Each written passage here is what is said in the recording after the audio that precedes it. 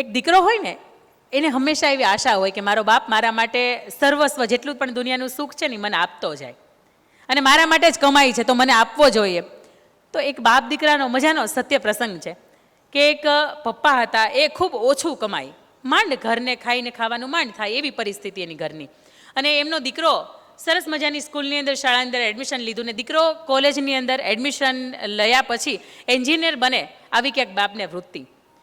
ઘરની પરિવારની જે પણ વસ્તુઓ હોય એને લાવતા લાવતા જે પણ ખર્ચો હોય એની ઉપર કાપ મૂકતા મૂકતા દીકરાની જેટલી પણ એની સુખ સગવડતાઓ સંપદ એને આપી શકે એ બધું જ આપે.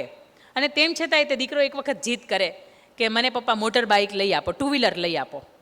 એટલે ત્યારે એમના પપ્પા એને ખીજાઈ જાય ને એવું કે જ્યારે કમાવ ને, જ્યારે એન્જિનિયર થઈ જાવ ને ત્યારે તું તારી ટુ વ્હીલની પાછળ મને બેસાડજે. અત્યારે તમને ખબર ન પડે કેટલી વિશે શો થાય, પણ અત્યારે ટુ વ્હીલ લાવવી એ કોઈ શક્યતાઓ નથી. એટલે દીકરો બહુ ગુસ્સે થઈ જાય, એમ થાય કે પપ્પા રાત દિવસ મહેનત કરે છે તો મારા માટે કરે છે. આ જે પણ એણે ખડક્યું છે, ઘરનું મકાનથી લઈને થોડીક પણ સંપત્તિ છે ને એ બધી મારા માટે જ મૂકતા જવાના છે. તેમ છતાંય તે હું માગું એ કેમ ક્યારેય પહેલી જ વખતમાં લઈ નથી આપતા. અને આમે બાળની એક જીદ હોય, પહેલી વખતમાં આવી જાય ને તો એ વધારે જિદ્દી બની જતું હોય. એ પછી બાળક કદાચ યુવાન થઈ જાય ને તો એની જીદ હોય ને એને સંતોષ વૃત્તિ મળતી હોય. એટલે એ બાળક નક્કી કરે છે, એ દીકરો નક્કી કરે છે કે એમ કરું, મારા માટે તો આ કોઈ મારા મા બાપ કંઈ કામ કરતા નથી, મારા માટે કંઈ ભેગું કરતા નથી, મારી ઈચ્છાઓ પૂર્ણ થતા નથી, તો હું ઘર છોડીને ચાલ્યો જાઉં. બાળક નક્કી કરે અને જોવે કે પપ્પા સવારમાં રવિવારનો સમય છે નહીં, મમ્મી પણ કોઈ કામથી બહાર ગયા છે અને એ બાળક ઘરની બહાર જવાની તૈયારી કરે છે. જોવે છે તો પોતાના ચપ્પલ ઘસાઈ ગયા હોય અને પપ્પાના બૂટ નવા હોય એટલે પપ્પાના બૂટ પહેરે છે.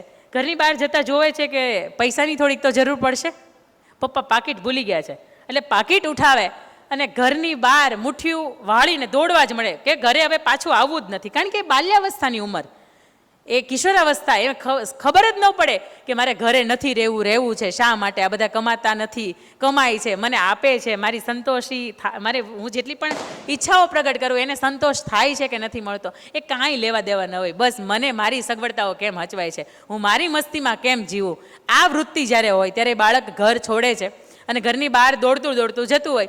રસ્તામાં એને પથ્થર વાગે છે, પગ લોહી લુહાણ થઈ જાય છે. બૂટ પહેર્યા હોય ને તો એમને વિચાર આવે કે મેં ઘર છોડ્યું અને જેમના માટે છોડ્યું એમના પ્રત્યે મને એક તો ભાવ રહ્યો નથી, તો બેટર છે કે હું એમના મેં શૂઝ પહેર્યા છે ને એ પણ હું ફેંકી દઉં. એ બાળક શૂઝ પહેર્યા હોય એમના પપ્પાને, એ ફેંકી દે છે. એ નફરત એટલી બંધાઈ જાય છે એને કારણ વગરની. ત્યારે એ શૂઝ ફેંકી દે છે ને તો એને પગની અંદર વાગે છે કંઈક. એક બાજુ બેસી જાય છે, પાણીની તરસ લાગે છે અને વિચારે છે કે મારી પાસે ખીચામાં પર્સમાં પૈસા તો છે, એમ કરું પાટો બંધાઈ આવું. પર્સ જ્યારે ખોલે છે એમ થાય છે કે કેટલું વજનદાર પર્સ છે મારા પપ્પાનું. પર્સ જ્યારે ખોલે છે તેમાંથી માત્ર 100 રૂપિયાની નોટ નીકળે છે. દીકરાને આશ્ચર્ય થાય છે કે દેખાતે તો પર્સ બહુ મોટું લાગે છે, તો 100 રૂપિયાની જ નોટ નીકળી હશે. ત્યારે જેટલા બીજા ખાના હોય ને એ ચેક કરવાનો પ્રયત્ન કરે તો એમાં સૌથી પહેલી ચિઠ્ઠી નીકળે કે રમેશભાઈ મહેતા પાસેથી ગયા વર્ષે દીકરાને લેપટોપ અપાવવા માટે 45,000 લીધેલા હતા, એ હજી ચૂકવાયા નથી, એટલે વહેલી તકે એ ચૂકવવાના છે. એટલે દીકરાને અંદરથી એવું થાય છે કે હું તો માત્ર મારી જેટલી પણ ઈચ્છાઓ એ પ્રગટ કરું છું, પણ મારા પપ્પા કેવી રીતે સગવડતા કરે છે કદાચ એ વાતને હું જાણતો જ નથી. બીજા ખાના છે એ ખોલે છે તો એકદમ નાની એવી ચિઠ્ઠી હોય, બધાની અંદર કોઈકની પાસે લીધા હોય, કોઈને આપવાના હોય, તો એનો હિસાબ હતો અલગ અલગ ચિઠ્ઠીઓની અંદર. 8-10 ચિઠ્ઠીઓ નીકળી. એક ચિઠ્ઠી હતી એકદમ બહુ નાની એવી હતી, પેપરનું કટિંગ હતું. એ ચિઠ્ઠી ખોલે છે તો ચિઠ્ઠી ખોલીને વાંચે છે કે જૂનું બાઇક દઈ જાઓ અને એના બદલામાં નવું બાઇક લઈ જાઓ. આટલી સરસ રીતે ચિઠ્ઠી સાચવી છે, મતલબ દીકરો વિચારે છે કે મારા પપ્પાએ મારી આ ઈચ્છા છે એને પ્રાધાન્ય આપ્યું છે. અને દીકરો વિચારે છે કે બની શકે કે રવિવારનો વહેલો ઉઠવાનો સમય છે, પપ્પા ક્યારેય ઉઠ્યા નથી અને આ દિવસ અહીંયા અંતિમ છે તો પપ્પા મારા કદાચ ત્યાં ગયા હશે. એ દીકરો દોડતો દોડતો એ જે સરનામું લખ્યું હોય ત્યાં જાય છે અને જુએ છે તો ખરેખર એ જે નવી બાઇક વેચવાવાળો હોય અમુક પર્સન્ટેજની સાથે, તો એ અને એમના પપ્પાની વચ્ચે કંઈક મગજમારી ચાલતી હોય. દીકરો એવું વિચારે છે કે આ એક જ સ્કૂટર એવું છે કે અમારી ઘરની એમ કહેવાય ને કે જે પણ વાહન વ્યવસ્થા છે એમાં મુખ્ય છે. કોઈ સાજું માંદું થયું હોય, કોઈ મહેમાન આવ્યું હોય, કોઈને ક્યાંક લાવવું લઈ આવવું હોય, કોઈ માલ મિલકત લઈ આવવાની સારવાની હોય, તો એ બધું જ આ સ્કૂટર ઉપર થાય છે. અને છેલ્લે પપ્પા મને મોટર બાઇક અપાવવા માટે એનું સ્કૂટર, જૂનું સ્કૂટર છે 10-15 વર્ષથી, એ પણ વેચવા માટે તૈયાર થઈ ગયા છે. તો એક વખત એના પપ્પાને ત્યાં જાય છે અને જોરથી ભેટી પડે છે, બધ ભરીને રડે છે કે પપ્પા મને ખરેખર આટલી નહોતી ખબર કે આપણા ઘરની પરિસ્થિતિ આટલી ખરાબ છે. મેં એવું વિચાર્યું હતું કે ઘર છોડીને જતો રહો, મારું જીવન જેવું પણ વીતશે એવી રીતે હું વિતાવીશ, પણ મને ખરેખર નહોતી ખબર કે મારા માટે, મારા બાપ તરીકે, મારા મા બાપ તરીકે આટલું બધું રીતે તમે સમર્પણ તમારા જીવનનું આટલું બધું આપી દો છો. ઘણી વખત આપણે 15, 17 કે 18 વર્ષનો એક સમયગાળો એવો છે કે આપણા મા બાપે કરેલા ઉપકારનો આપણને ખરેખર અંદરથી ક્યારે એવો ગર્વ હોતો જ નથી કે એણે આટલું બધું આપણા માટે કર્યું છે.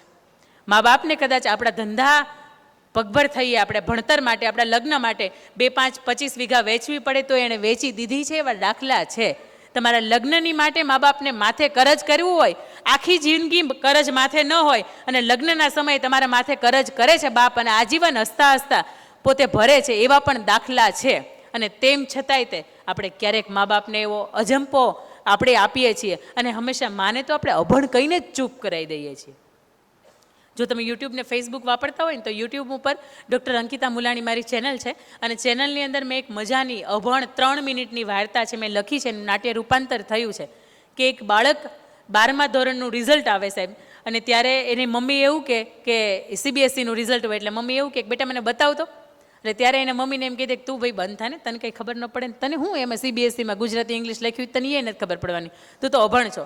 એ જે કટાક્ષ કહે છે ત્યારે પતિ પત્ની વચ્ચે અને બાળક વચ્ચેનો જે સંવાદ થાય છે, અને 3 મિનિટની અંદર એ બાળકનું જે હૃદય પરિવર્તન થાય છે, એમના મા પ્રત્યેનો જે ભાવ હોય એ જે પરિવર્તિત થાય, એ તમે જુઓ ને ત્યારે તમને ખરેખર અંદરથી એક યુવાધન તરીકે આપણને એવું થાય કે આપણે હંમેશા આપણે માને અભણ કહી છે ને, એ અભણ હતી ને એટલે જ સારું હતું. બાકી એને સૂટ બૂટ પહેરીને, ખંભે પર્સ નાખીને, હાઈ હીલની સેન્ડલ પહેરીને એને ઘરની બહાર જતા આવડતું હતું, અને તેમ છતાંય તે એ અભણ રહીને એટલે આપણને સમય આપી શકે ને આપણા જીવનની અંદર એણે સમયનું રોકાણ કર્યું ને, એટલા માટે આજે આપણે કંઈ પણ જે કંઈ પણ સમાજની અંદર નામાંકિત લોકોની વચ્ચે આપણે સ્થાન પામ્યા છીએ, એનું કારણ હતું કે મારી મા અભણ હતી. અને જેટલાની મા અભણ છે ને એના જ તે દીકરા આગળ કંઈક પામ્યા છે. બાકી માએ એનું જ કર્યું છે ને તો એ દીકરા ખરેખર ક્યાંક પાછળ રહી ગયા છે. અને એના માટે મારે તમને વાત કરવી, 2 સગા ભાઈની હું તમને વાત કરું કે અહીંયા જ્યારે સરદાર સાહેબને આપણે યાદ કરીએ ને ત્યારે એક સગા ભાઈની વચ્ચે વાત થઈ હતી, અને હવે સ્ત્રીઓની જવાબદારીઓ અહીંયાથી ચાલુ થાય છે કેવી રીતની. અને આ વાત કદાચ 2 મિનિટની વાત છે, પણ યુટ્યુબના માધ્યમથી 7 થી 8 મિલિયન લોકોએ આ વાત જોઈ છે, એટલા માટે મને અહીંયા રિપીટ કરવાનું મન થાય. 2 ભાઈ હોય, એક દાદા હોય, એમના પત્ની હોય એક્સપાયર થયા હોય, પણ 2 ભાઈને જુદા કરી દીધા હોય એમણે માલ મિલકતથી, જે પણ ભાગ પડે તો એ બંનેનો ભાગ અલગ અલગ વહેંચી લેવાનો. મોટા ભાઈને બાકી હોય અને મોટા ભાઈને ત્યાં શીંગ વાવી હોય, શીંગનું ઉત્પાદન થાય, એનું ખડું હોય, ત્યાં બંને ભાઈના ભાગ પડી જાય, બીજા દિવસે એને ખેતીવાડી બજારની અંદર જઈને વેચવાની હોય. એટલે આગલા દિવસે રાત્રે જ્યારે નાનો ભાઈ સૂતો હોય એને વિચાર આવે કે મોટા ભાઈના લગ્ન થયા છે, સંતાનો છે, બાળકો છે, એમને દાદાને સાચવે છે, એમના પત્ની છે, મારા કરતાં એમને વધારે ખર્ચો લાગતો હશે. હું એમ કરું મારામાંથી 5, 10, 15 ગુણી લાવ અને ત્યાં એનામાં મોટા ભાઈનો જે ભાગ છે ને એમાં નાખી આવું. એ રાત્રે એ ભાઈ જાય અને એનામાં ભાગમાંથી જે કંઈ પણ આવ્યું હોય ભાઈઓ ભાગે એમાંથી ત્યાં મોટા ભાઈને ત્યાં આપી આવે. મોટા ભાઈ પણ એ જ લોહીના, એવી જ ખાનદાની, એવી જ ખુમારી, દાદાનું લોહી. એને પણ વિચાર આવે કે નાનો ભાઈના લગ્ન બાકી છે, કાલ સવારમાં એને ખર્ચો લાગશે, અને આજે 2 પૈસા એને બચાવ્યા હશે તો કામ લાગશે. એટલે એમ કરું મારામાંથી 10-15 ગુણ લઈને તું ત્યાં એનામ નાખી આવું. આગલે દિવસે સાંજે ગણી હતી તો 300 હતી, એકની વધવીને એકની ઘટવી જોઈએ, તો બીજા ભાઈને પણ રાત્રે વિચાર આવે કે હું મારામાંથી 15 ગુણ લઈને એનામ નાખી આવું. બીજે દી જ્યારે હિસાબ થયો ત્યારે બેયનામાં 300 ગુણ હતી. એનો મતલબ એવો થાય કે જ્યારે ભાઈ માટે આપી દેવાનું મન થતું હોય ત્યારે ઘરની અંદર, એ પરિવારની વચ્ચે રામાયણનું સર્જન થાય.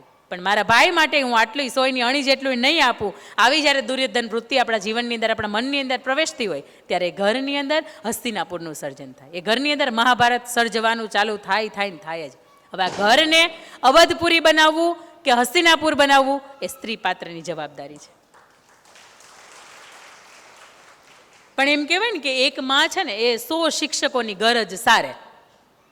વાતમાં સંપૂર્ણ સહમત, પણ મોબાઈલ મૂકે તો, નેટ બંધ કરે તો, ટીવીની અંદર આવતી જે સાસુ વહુની પવિત્ર રિશ્તાને જે કેવી, હમણાં મને નામ ભૂલાઈ ગયું, સાડી પહેરીને આવે છે, હા અનુપમા, હા, એ બધી સિરિયલ ખરેખર બંધ કરે તો એ એક શિક્ષકની 100 શિક્ષકોની ગરજ છે એ માતા સારે, પણ એ તો થઈ શકે, નહીં તો ન થાય. એટલે બાળકના જીવનની અંદર એમ કહેવાય ને કે 100% જ્યારે સંસ્કારના ભાગલા પડે, પહેલો શબ્દ આપણો, તો એમાં 20% જ સંસ્કાર એવા હોય કે બાળક આખું જીવન જ્યાં પણ ઉછરું હોય, જેવા સમાજની વચ્ચે જ્યાં પણ જે પણ સંસ્થામાં ભણ્યું હોય, જે પણ કોલેજની અંદર એણે ભણવાનું પૂર્ણ કર્યું હોય, તો એમાંથી 20% જ સંસ્કાર આવે. બાકીના 80%નો રેશિયો છે ને એ ઘરે મા બાપના ભાગે આવતો હોય. અને એમાંય 24 કલાક સતત એને જેના સંપર્કમાં જે પાત્ર રહેતું હોય એ પાત્ર એટલે માં, એમના ભાગે આવતું હોય. એટલે બાળકના ઘડતરની અંદર સૌથી શ્રેષ્ઠ યોગદાન હોય તો એ બાળકના જીવનની અંદર એ માનું યોગદાન છે. વિદેશના એક પીડિયાટ્રિક ડૉક્ટર છે કે જેમનું નામ છે બેન કાર્સન. બેન કાર્સન બહુ નાના હતા, એમના માતા ડિવોર્સી, વિદેશની અંદર રહે, 2 પાળીની અંદર જોબ કરે અને સિંગલ પેરેન્ટ્સ તરીકે એમનો ઉછેર થાય. હવે આ બેન કાર્સન છે એ જ્યારે ખૂબ નાના હતા ત્યારે એમની સંગત બદલી, અવળી સંગત થઈ.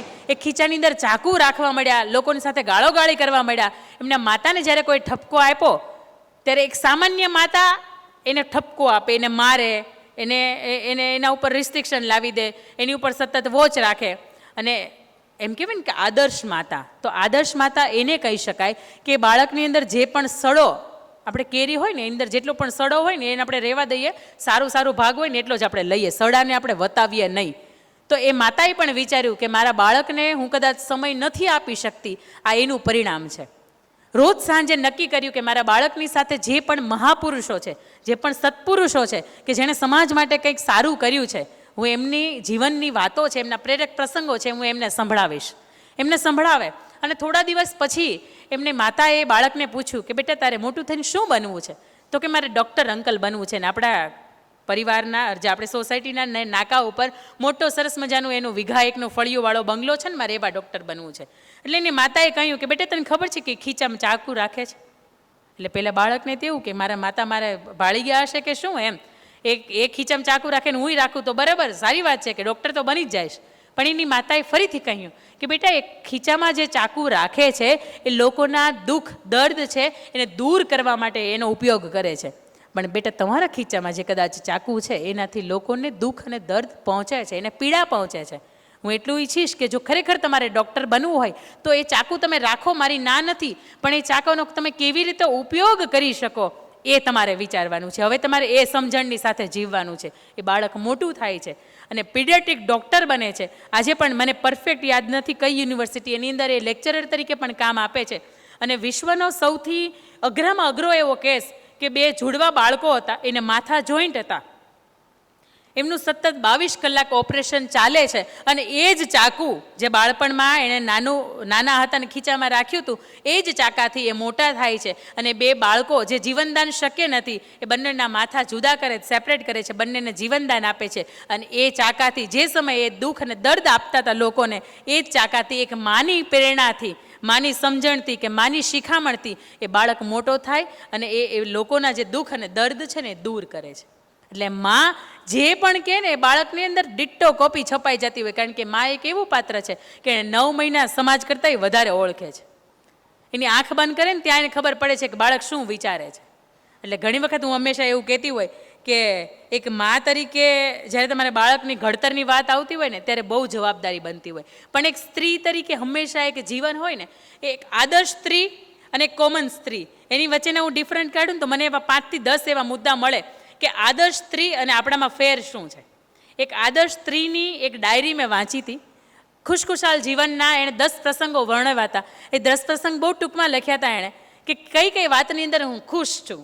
ત્યારે તમારે મને કહેવાનું છે કે આવી વાત જ્યારે હું એમ કહું કે એ સ્ત્રી ખુશ છે અને આદર્શ સ્ત્રીના બિરુદના અંડર આવે છે, ત્યારે તમારે મને કહેવાનું છે કે આની અંદર આપણે ખરેખર ખુશ રહી શકીએ કે નહીં.